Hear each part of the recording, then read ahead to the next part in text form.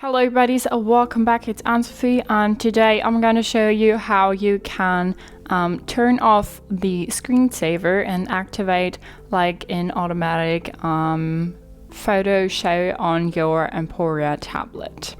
For that, you want to go to your settings and go to, there was screensaver. So you have a few options here. Current screensaver is a photo show, but you can also just say time and then disable the photo show, then it's just the time, but we want that photo show and maybe the time. You can then go ahead and select images.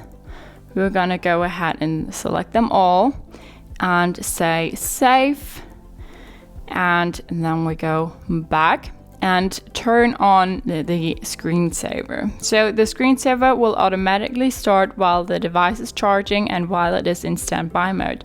Please note that the screensaver will only be activated in standby mode if the screen is not locked by the user. So when it's charging and when it's in standby mode, the screensaver will turn on and then show like your photos.